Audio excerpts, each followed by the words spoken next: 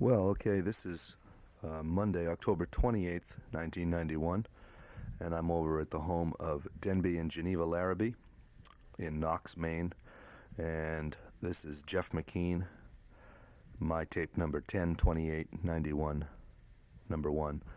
We're going to be talking about the Frye Mountain Game Preserve, game management area, and it's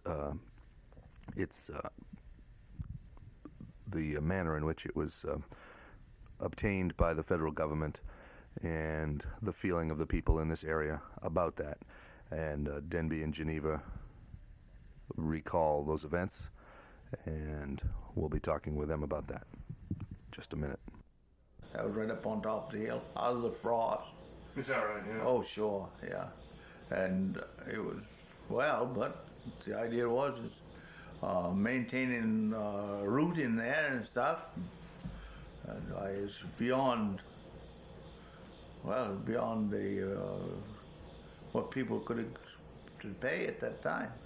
And there is a little question in my mind about, there was a lighting authority, electric light authority or something here in this area.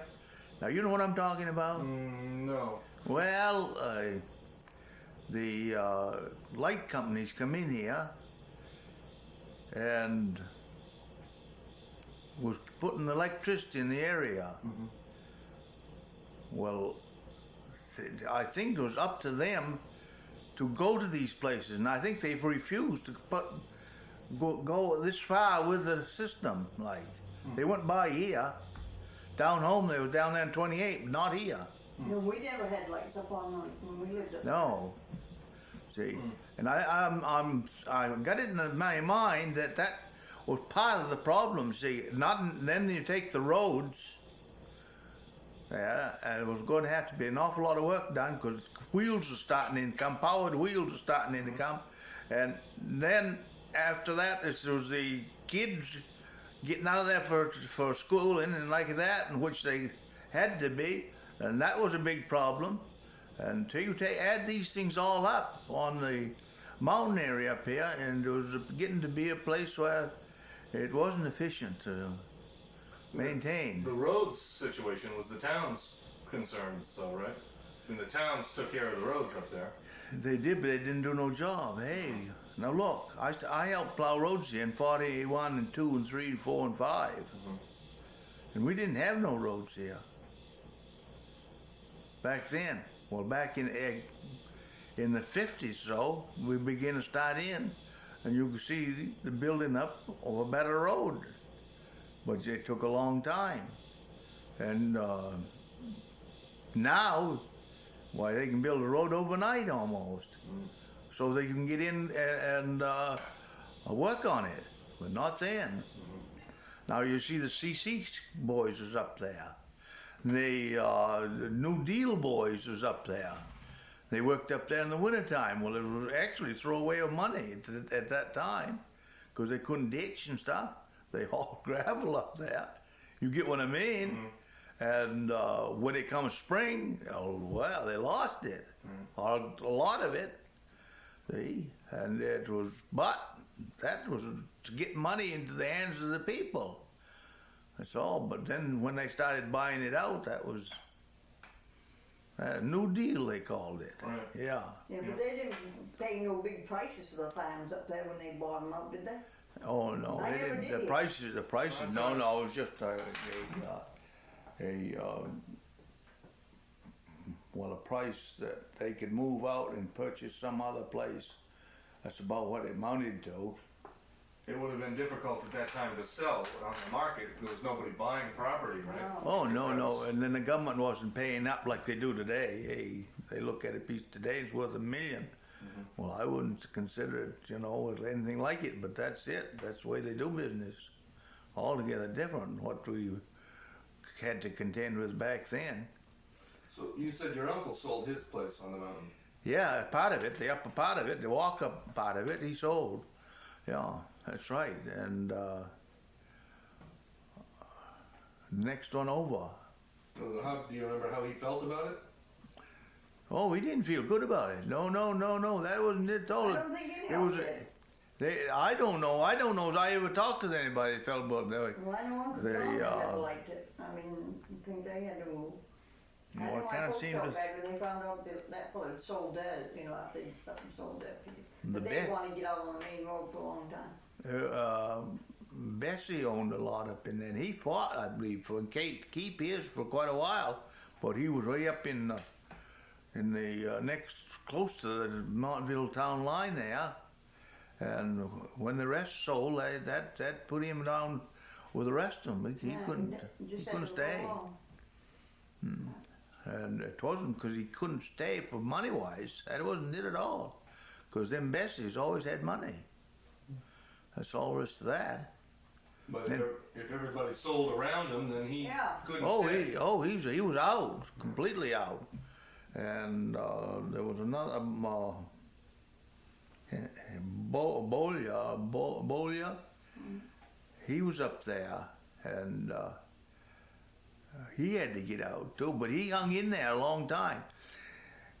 There was another thing too. There was a bothersome thing to us. A lot of them had high mortgages, and well, the fellow that held the mortgages, you know, they resisted, along with some of the farmers, and so it took a span of 2 or 3 years to get them all out of there. But then it did go that way. It had to go that way. Now Penn Carter, we mentioned to you about him.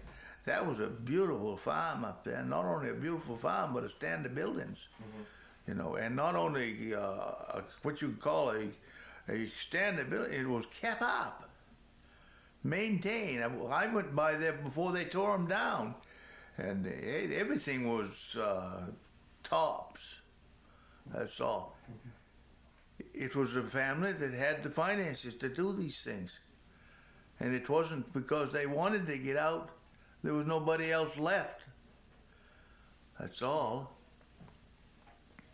And it was too bad for some of them, probably a good thing for others. But that's what took place. That's all. A lot of the farms were nice buildings then. And Oh, yes. I tried to find a picture of my uncle's place and I couldn't find it. now, when they had bought out all those places, they either tore down the buildings or burned them down, right? Yeah, they tore off the tops of them and then burned them down, and some of them just fell down. The Stewart place, Fred Stewart place over here, that just fell down, but that was one of the last ones that was sold. Yeah. And there's a fella in Belfast that owns, I think, a portion of that or a side piece of it, and he never did sell, and he won't sell, I guess. It's still there. Last we knew. Huh? The last we knew. He still goes in there. Yeah. Yeah. Who's that? I can't think of his name. It's right up here on the road, goes up by the Comfort place. It's up there on the right. Going up the hill, that's a long hill. Was Fred Stewart place. Yeah, there was a big problem back there. They had no way to handle the water. And today they can take a dozer and rip a hole right out through a bank and let the water out. You know, the roads. Well, to them days, there's no way to handle the water. When the water got into the road, it stayed there till it was something for it to drop off over. And it washed. See, them roads was way down in the ground up there. I know we're plowing up on Walker Ridge on the north end up here with a crawler tractor. We couldn't go up the road. Hey, the road was 6-7 feet below the ground where it was. We used to go out into the field. See, well, that started another road. And, well, that's the way it had to be, that's all. We plowed it. That end of the ridge after, well, most of it sold off. They must have bought that off late, close into the 40s. It had to be, because Joe he started plowing snow in 35. I helped him plow in 41. And we plowed up there with a crawler tractor. And Norman Nash had told me that he remembered that one particular night when they burned a lot of the farms out, when the government had That could have been. burned the houses. Very well. He said from where he lived down in Center Montville, I guess that's where he was living Yeah, at the time. probably. The whole mountain was aglow with fire. Well, you see, don't recall that could very well be. We were young then. Yeah. I mean, you know. That very well could be because they bought off about the 5,000 acres over in Montville. Well, there's 18 acres here in town of Knox. She and I figured it up in the town books, but we didn't get where we could say that it was actually. So I asked the state to turn it in, and they wouldn't do it for a while. And then, of course, I had that time out at the assessors meeting, and we got the report back that well, they had 1,800 and some odd acres that they had taken from the town of Knox, and we get no revenue for this. Okay. Oh, most of your park areas and like that, they pay if they sell some lumber or some stumpage for gravel or something, and the towns get half of it. We get nothing up here. This is a piece of wasteland, as far as I'm concerned. Mm-hmm. Well, that was a big burden then on these towns, on Montville and Knox. Yeah. When, as you say, they're nice farms, nice standard buildings. They were among the more taxable properties in the town. And It was land it was up on the frost. Land, you know, that they didn't have to plant late and harvest early. And they had a little more space to work with here in the summer. Was time to do it, but Now, one time they wanted to take and dig up all the bodies up out of that cemetery up there, where my grandfather and grandmother's buried. But a lot of them didn't do it. They didn't dig up ours either. But there's been some bodies been dug up and moved into another cemetery. Yeah. I had heard, well, I was looking through these old newspaper articles in the Republican Journal, and one of them indicated that the government had considered paying the towns some money when they first took the property. Was that That they right? were going to pay so much for so many years because this was going to be a big tax burden. I wondered if that ever happened. I never see no signs of it. I was on the board 17 years, You were a selectman. and I never see no signs of it. Whatever. We look way back in the books. But that might have been talk back then, but there was no money. As we know. The government didn't have it, and the people didn't have it. That was a big problem. And back between the time of the horse and the wheels, you see, the horse brought the milk and stuff, which they produced milk up there. Tom Erskine and Carter's, and quite a few produced milk up there. They brought it off with horses. And not only that, they had creameries. The one in Morrow was not too far to transport the raw milk, you know, but that quit. That began to shift things for a distance to the market. And then it went to wheels. The roads didn't accommodate them. That's all there is to it. I don't know where Uncle John hauled his milk to. Huh? I don't know where Uncle John hauled his milk to. Thorndike. He put it in a cellar can right down in by that spring thing. That's how he cooled his milk. My father was a patrolman. He worked on the road down Montville with horses and wagons. Yeah. I didn't haul milk with horses. Huh? I didn't haul milk with horses. Did you come around and pick it up? Huh? Did he come and pick it up over there? He come through there, through the narrow gauge, and went to Thorndike. Oh, I see. Start early in the morning, you know, and they mudded it through, and like that. Of course, when they got where they could go with wheels again, the Model T, like they could haul it with them. That's what I remember John hauling it out in his trunk rumble seat. Yeah, we had a 31 Chevrolet car. No, Well, no. you know, that was dry going, that's all. You didn't, when it got soft, that's the end of that. Had to be done with horses. And he had a rig built over there to the Comfort Springs, and it shows signs of it now where he used to take his milk over and cool it. See? And then of course, take it to Thorndike one. I think it was Whiting's at that time was buying milk there in Thorndike. Now that was a kind of a deal that today, hey, they just wouldn't even look at it. Not even listen to it, but they wouldn't even look at it. We hauled the milk over there and in cans, top cans with rubber covers on them, seal that heat, animal heat right in there. That didn't go, you know what I mean?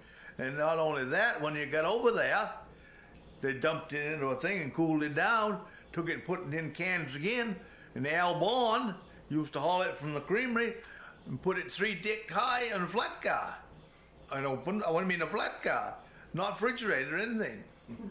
Well, now the train service is so much better back then than it is now. It make the train service be shame.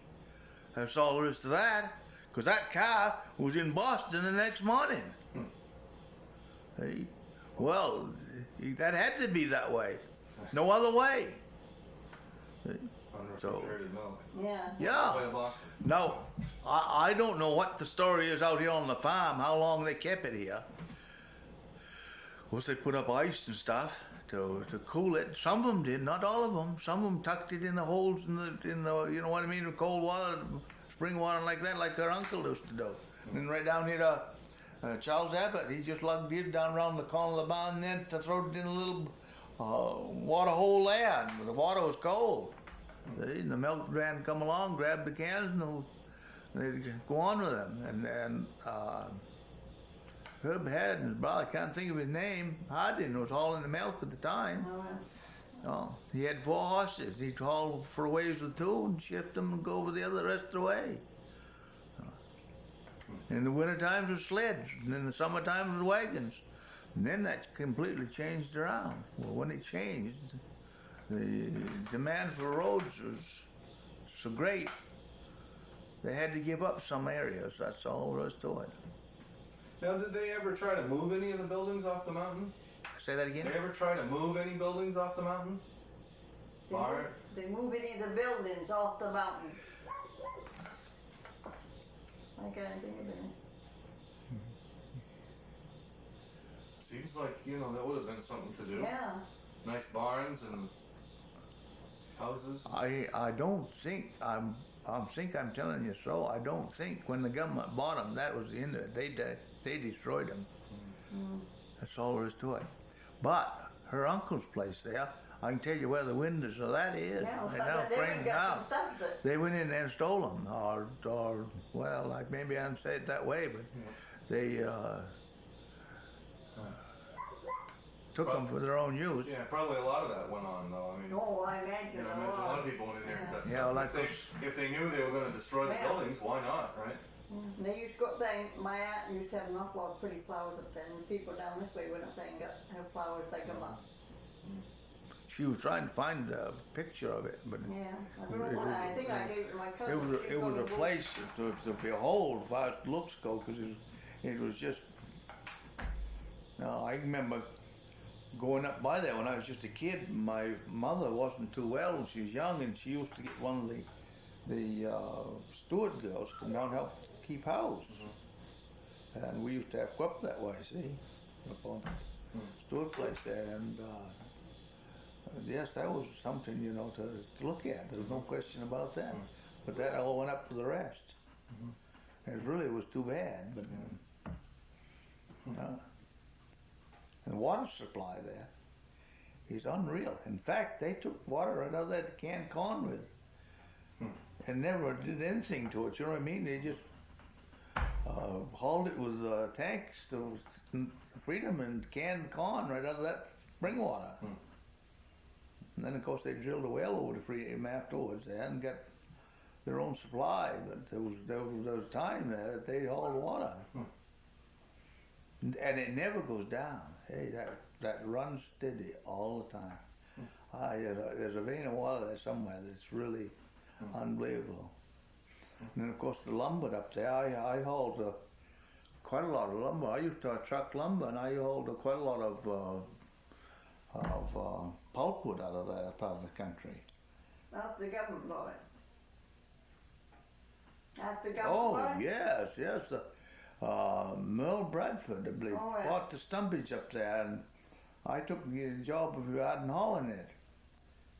And that was in the 50s. Yeah.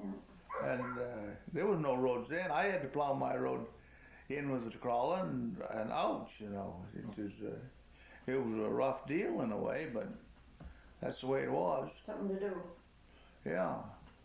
And talk about spruce. They'd like to see that kind of stuff today. It ain't left here anymore. It's gone. It's too bad. There's some mighty good oak up there on the mountain. It's really, but of course it's on the side hill. But today, well, they can go in pretty rough terrain. But it's a piece of ground. It's too bad that the public couldn't use, which is absolutely, as far as I'm concerned, is a piece of waste ground. And They it's used to a love pity. It really is. Just because 2 or 3 went up there and abused it, it shouldn't take it away from the rest of us. That's all there is to it. Now you can't snowmobile out in the fields or anything, you stay right in the road. Makes a good place for people to go up there snowmobiling and they want to go up and stay on one route. They drag it. I like to look around, and they know when people out roaming, that's why they're out there for, to see. Right. And when you just got to follow the road, hey. Now they've been saying there've been 3 moose been seen up there lately. You know, well, now people like to go down in and look country over. Like they ain't gonna hurt their moose any. I'll tell you that right now. Their moose is gonna be gone. But if they even get an eye on them or even a picture of them, it's a thrill. You know, for some people to do them things. That's out of the question today. You can't leave the road, unless you're hunting. And that's, as far as I'm concerned, it's just too bad. That's all. There's no tax from it. There's no revenue of any kind from it. It's all done through the Department of Parks Resources, and it's abused, as far as I'm concerned, the way they do. Maybe I shouldn't say that, but that's just the way I feel about it. Yeah. It ain't only that, too. I come out of the chicken house up here one morning, and there was a fella right there from Augusta, stopped right there at the chicken house, and I was on the board of selectmen. And if he could tell you what I told him, you'd hear the repeat of this, what I'm telling you, to an extent. They wanted at that time to buy this whole area in here. That's just across the road here. See? All of it. Right in there. Don't make the whole circle. I said, nothing doing. No way will I consent to anything like that. I was chairman of the board of selectmen, and I said, I'd fight it. I'll fight it just hard as I can, because I feel it's a piece of wasteland up there, and we don't need any more of it. They were going to take in a lot of That's farms. all. A lot more farms than what they do. We've got people who would use that and use it right.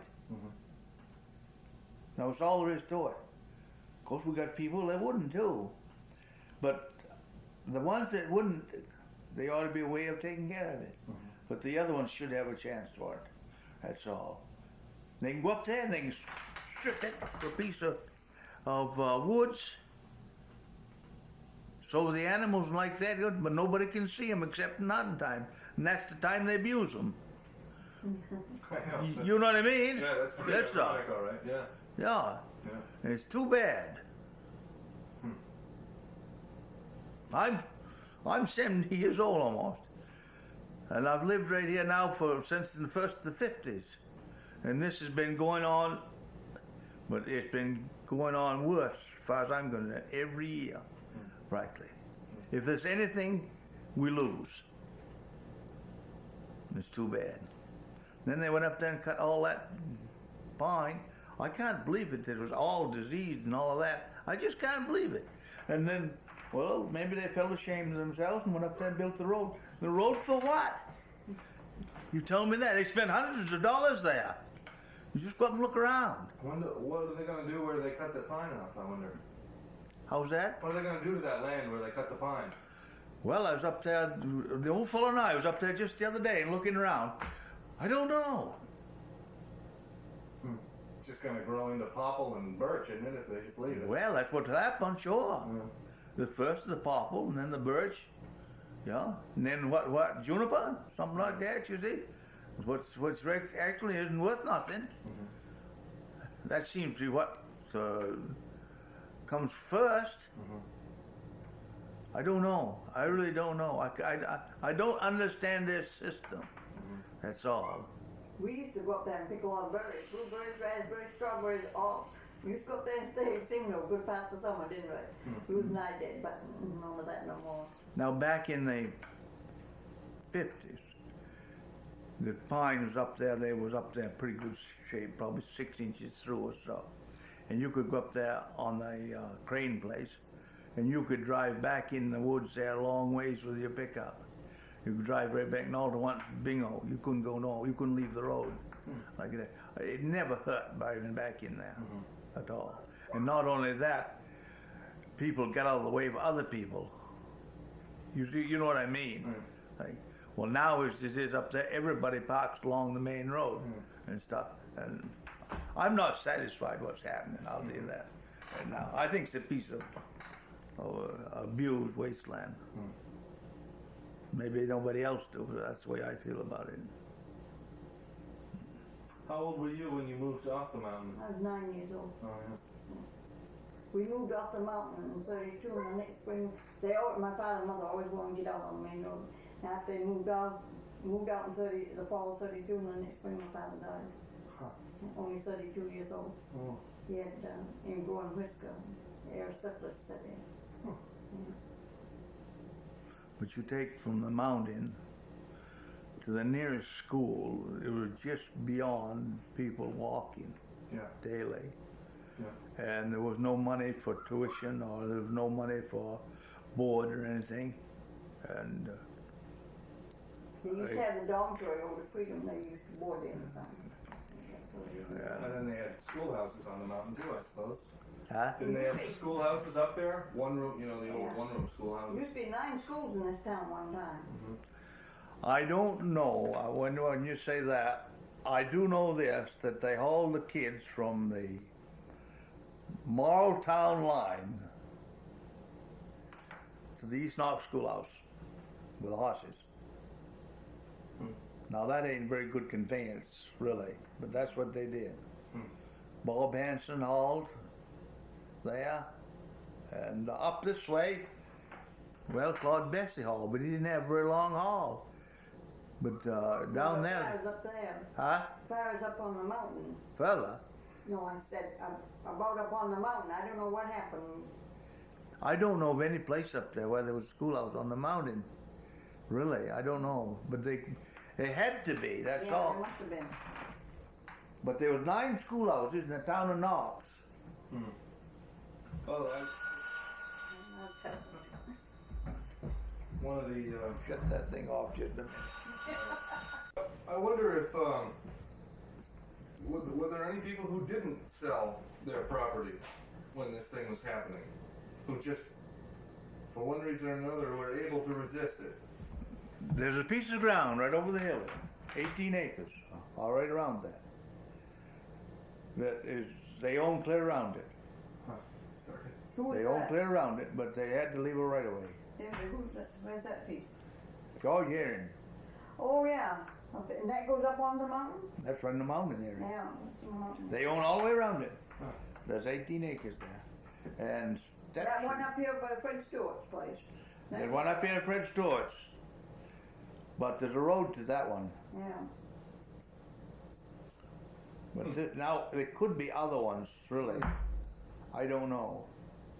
There's a gore down in the, further in the town. Is there really? Yeah. And I don't know what happened there either. Hey, Marla might be able to tell you that one. I don't know. That's usually between towns, right? The gore? Yeah. And that what makes a gore? It's in between the different town boundaries? Well, it's in, yes, yeah. Well, a piece of land out here that there's no claim to it, of course, is a gore. Yeah. How's that going? There was a Goa, a piece of ground down there called the Goa. Oh, I know about where it is. Where Joe's got his camps, those are on private property, aren't they?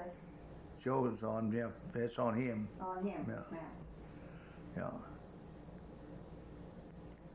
But That used to be the narrow gauge out through that. That's where our mail was delivered out, in the narrow gauge. My mother used to crochet for, earn money. The mailman used to come and we could hear him coming. He'd muddy and everything up through there, and just welling along. Everyone listens to hear him come, they knew he'd splash the mud and everything all up over there. of course, that's another thing too. Back in them days, they tend to take the mail wherever it needed to go, and they wanted to get that off in the mountain too. Oh, yeah. There's no question about that. Because when they sold out up there, they shut this route right off right here, completely. Oh, down through narrow gauge. Narrow gauge comes out up to 220.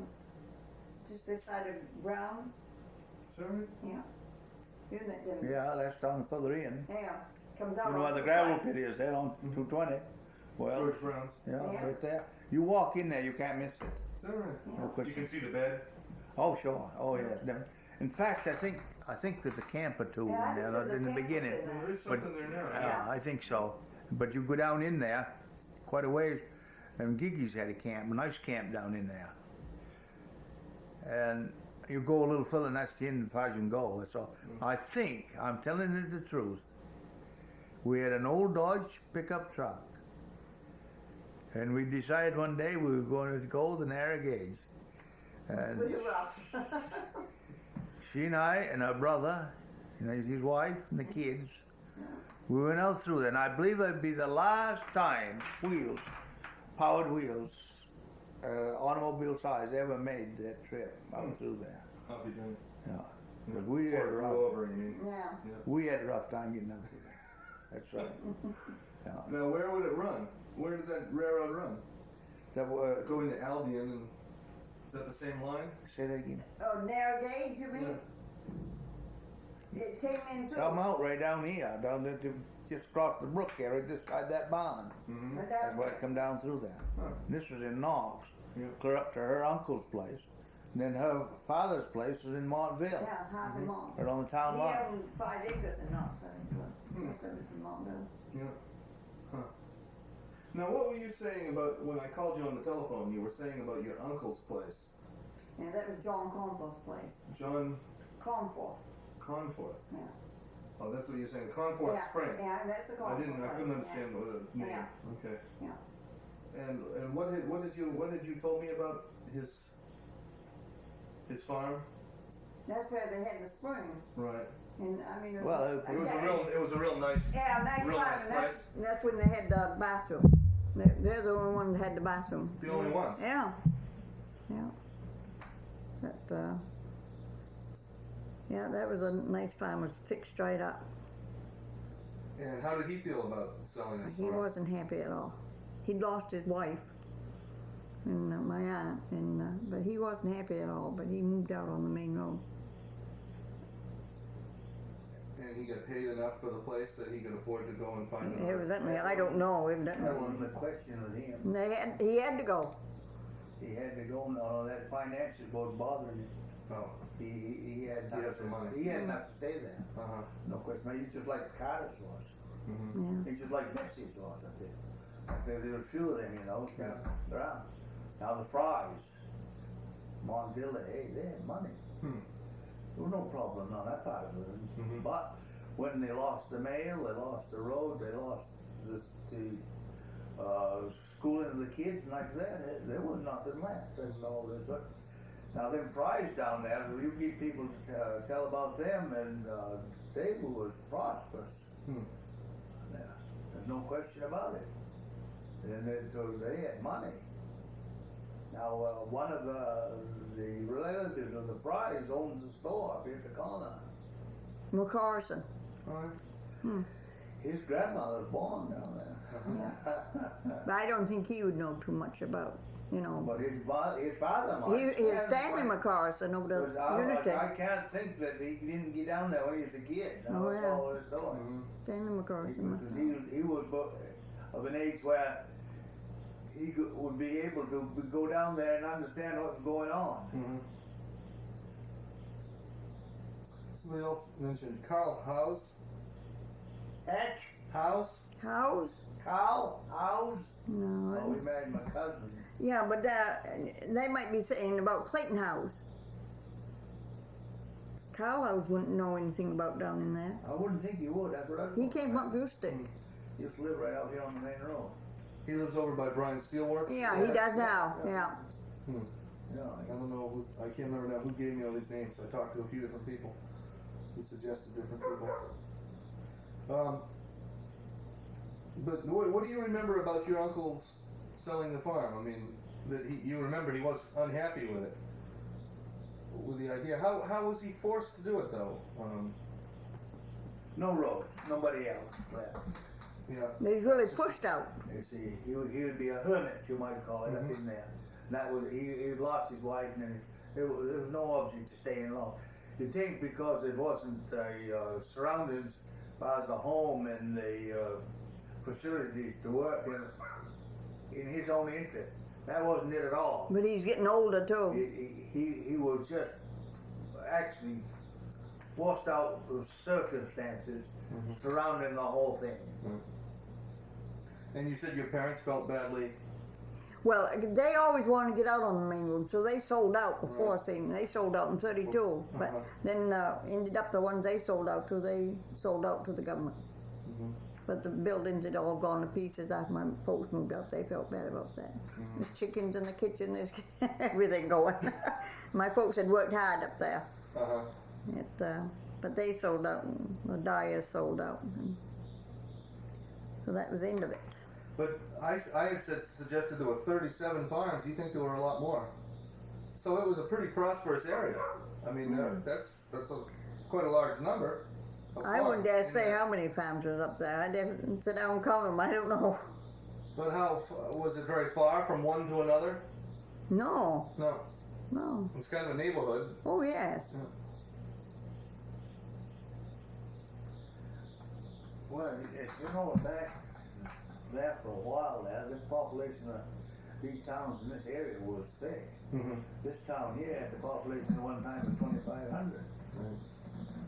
See, well then back in the 40s or so, we got down to 425 or so. Now we're up, what, around 700, I believe. And Montville is pretty much the same story. Yeah. He was building in all the time. We used to go to school up to Halldale, up where Price's house is now. Well, up near the church up there. That's where we went to horse and buggy. And pony, and then my mother used to take us with a Model T Ford. You open that country up for taxis again, hey, they'd be there. Yeah, sure they would. Yes, they It'd be would. a beautiful area to develop for homes. They'd be there. Oh, Yeah. No question about it. And not only that, now the facilities they've got to work with and stuff like that, hey, there would be no problem. Right. Everything that drove the people out of there is no longer a problem. No, that's You it can right build there. fine. I mean, they've got the roads in there that are pretty nice, like you say. Yeah. Boy, there used to be some nice blueberries up there. My goodness, you know. And you take that Tom Erskine place on the further end of the mountain over there, it ain't because he had to get out. He had money. That was all there is about that. He had money in other farms, mortgages. He had one right over here that my brother bought. No, someone's walking up. Somebody out here? No, someone's walking up. That my brother bought. And hey, he bought 65 acres, $600. See? Well, I don't know what the mortgage was on it, but there was a mortgage on it, and Tom Erskine had the mortgage. Do you know the farm a fellow named Rich Poles owns now in Montville? Rich Poles.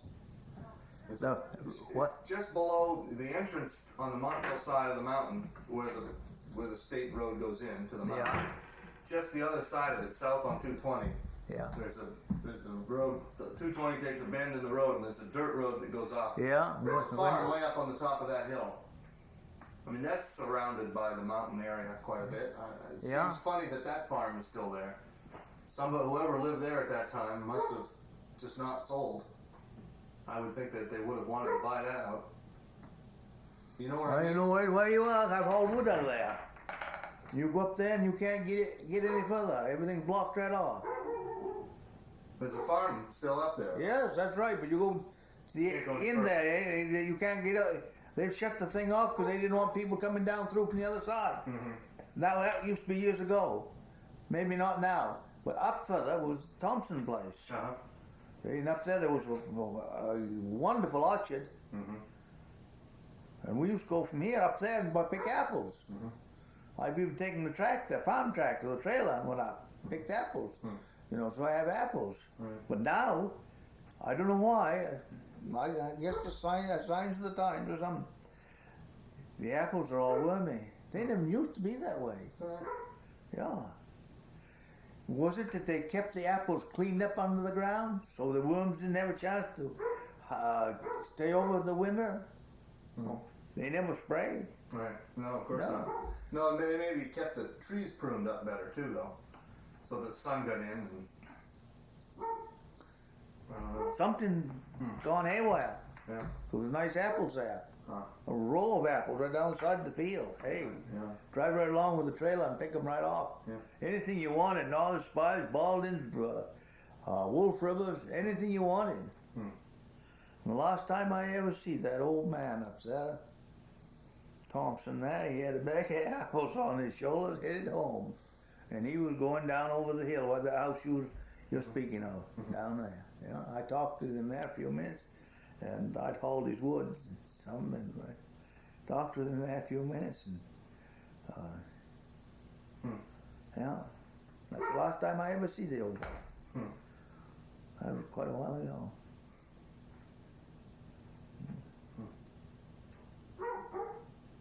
And he's taking up round Spears. Yeah, there was farms up there, but I don't know. To me, they never looked so they was very flourishing. But you take this Walker Ridge and you take it under the mountain down to Higgins' place down there. You know, hey, there was one place down there. I'm told I never got that I know of. They had 75 acres in not a rock wall. 75 acres, not a rock wall. Wow. Now, that was a piece of ground, you know, to keep. Yeah. But it's gone. So with that, and the Frye place is over there.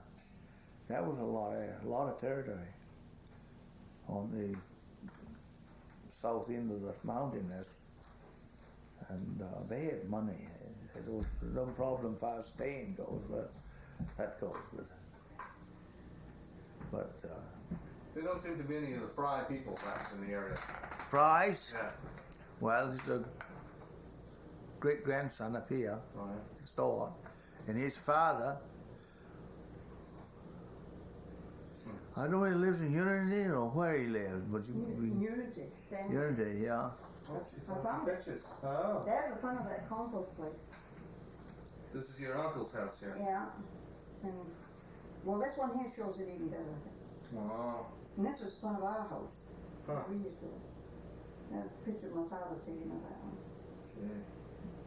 I knew I had that album somewhere, and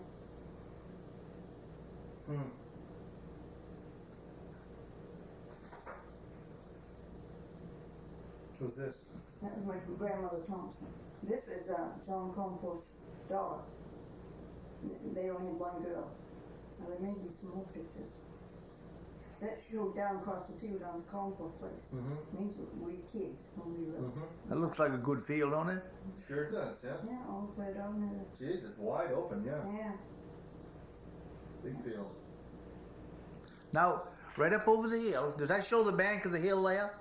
Well, wait a minute. Yeah. From the cornfield place? Yeah, right here. Yep. Right up over the hill, there was a whale of a farm up there. And that's the Walker Ridge. That hits on the Walker Ridge. Yes, there. well, yeah, it's on, but it's right between the cornfield place and the Walker Ridge area, a baker place, and they had to get out, you see. And then over further, there was another field, and it was on this side of the top of the ridge, the Walker place my uncle owned. And that was it. They had to get out. End of the interview.